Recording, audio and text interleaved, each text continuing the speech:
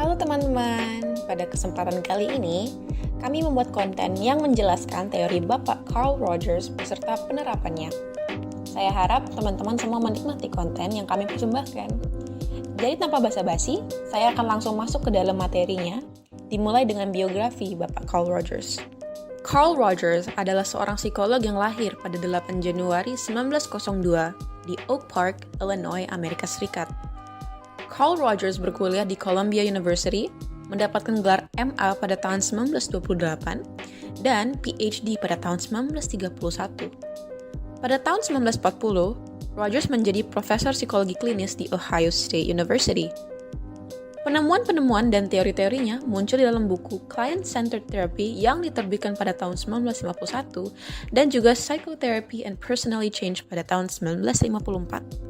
Carl Rogers merupakan salah satu tokoh dalam bidang psikologi humanistik yang memiliki pandangan bahwa setiap orang memiliki tanggung jawab atas hidup dan kedewasaannya sendiri. Carl Rogers berpendapat bahwa semua orang bebas dalam melatih serta mengatur dirinya sendiri. Namun, setiap orang harus bertanggung jawab atas pengontrolan diri dari segala sesuatu yang mereka lakukan. Teori kepribadian Carl Rogers memiliki dua bagian utama, yaitu struktur kepribadian dan dinamika kepribadian. Pertama, saya akan membahas tentang struktur kepribadian. Beliau lebih gemar untuk memberikan perhatian terhadap perkembangan kepribadian, sehingga tidak mementingkan konstruk-konstruk struktural.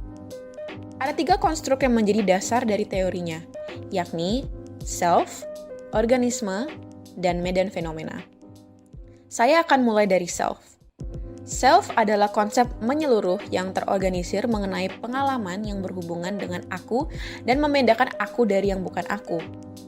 Self terbagi menjadi 2, yakni real self dan ideal self.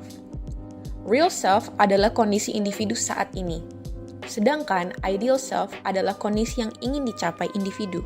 Lalu, dilanjutkan ke organisme, yang memiliki definisi tempat dari seluruh pengalaman. Pengalamannya meliputi segala sesuatu yang secara potensial terdapat dalam kesadaran organisme pada setiap saat. Pengertiannya mencakup 3 hal. Yang pertama, makhluk hidup. Organisme adalah makhluk lengkap dengan fungsi fisik dan psikologinya. Kedua, ada realitas subjektif, di mana organisme menanggapi dunia seperti yang diamati atau dialaminya. Lalu yang terakhir adalah yang ketiga, yaitu holisme.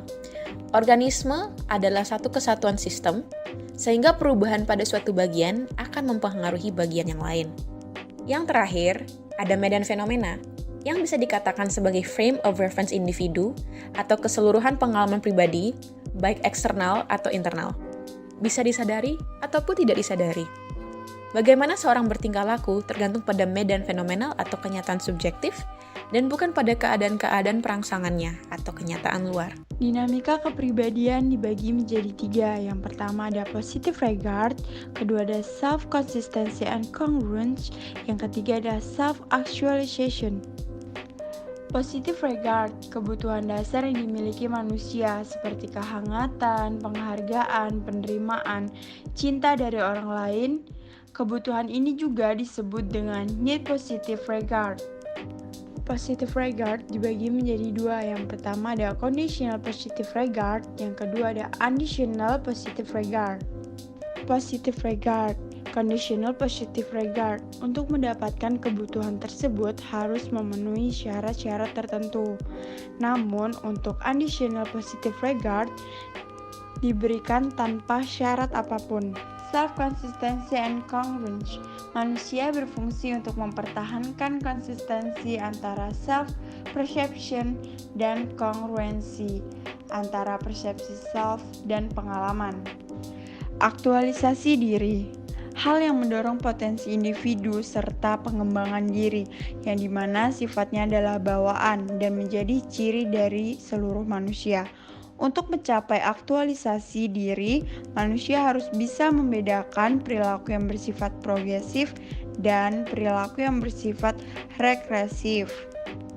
Aktualisasi diri. Perilaku progresif adalah perilaku yang mendorong pada aktualisasi diri, sedangkan perilaku regresif adalah perilaku yang menghalangi tercapainya aktualisasi diri. Selanjutnya, client-centered therapy.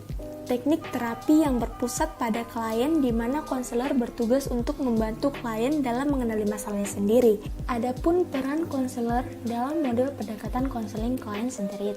Yang pertama, konselor tidak memimpin, mengatur, atau menentukan proses perkembangan konseling, tetapi hal tersebut dilakukan oleh klien itu tersendiri. Yang kedua, konselor merefleksikan perasaan-perasaan klien, sedangkan arah pembicaraan ditentukan oleh klien. Tiga, konselor menerima klien dengan sepenuhnya dalam keadaan seperti apapun.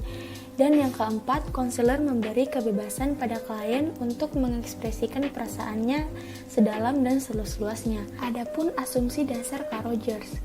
Yang pertama, kecenderungan formatif atau biasa disebut dengan formative tendency. Dan yang kedua, yaitu kecenderungan aktualisasi atau actualizing tendency. Pada kecenderungan formatif, terdapat kecenderungan dalam setiap hal, baik organik maupun non-organik, untuk berevolusi dari bentuk yang sederhana menjadi bentuk yang lebih kompleks. Untuk alam semesta, terjadi sebuah proses kreatif dan bukan proses desintegrasi. Rogers juga menyebutkan bahwa proses ini sebagai kecenderungan formatif. Dan yang terakhir yaitu kecenderungan aktualisasi. Kecenderungan aktualisasi merupakan kecenderungan setiap manusia untuk bergerak menuju keutuhan dan pemuasan dari potensi, yang meliputi keseluruhan aspek pada manusia, yaitu fisiologis dan intelektual, rasional dan emosional, kesadaran dan ketidaksadaran. Agar berhasil dalam aktualisasi diri, diperlukan congruence, empathy, and unidimensional positive rigor.